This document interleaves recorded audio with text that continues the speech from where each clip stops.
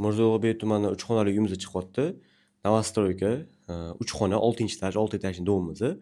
Hop, obzorimizdan boshlaymiz. Bu yog'imizda podyezddan kirishimiz bo'lyapti. Glavniy eshigimiz bu yoq oynalar qilib qo'yishibdi. O'zini bu yoqda stroy mebellari ham bor. Bu yoqda mana chiroyli shkaflari ham bor ekan. O'ng qo'limizda detskiy xonamiz bo'lyapti. Mana xonani ham ko'rsangiz bo'ladi. Chiroyli. Bu yog'imizda mana masjid ham ko'rinib turadi shundoq. Yangi Yevroremontdan chiqqan uyimizda, remontdan keyin hali hech kim yashamagan. O'ng qo'limizda bu yog'imizda spalni xonamiz bo'lyapti. Mana spalnisini ham ko'rsangiz bo'ladi. Mebellari hamma narsasi bor ekan. Bu yoqda ham o'zining oynasi bor. Chap qo'limizda bu yog'imizda samishoniy sanuzlimiz bo'ladi.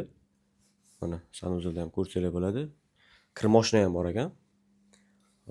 O'ng qo'limizda kuxnyamiz bo'lyapti. Mana kuxnyada ham kerakli hamma narsani qo'yib ketishgan ekan. Bu uyimizda elektr plita bo'ladi. Ko'rsangiz bo'ladi. Va oxirgi xonamizda zalimiz. Zalni ham ko'rsangiz bo'ladi. Katta, chiroyli, keng qilib qo'yishibdi. Bu yoqda o'zining TV zonalarini ham qilib qo'yishgan. Hop, uyimizdan 58 kvadrat, narxini 86 ming deb so'rashyapti.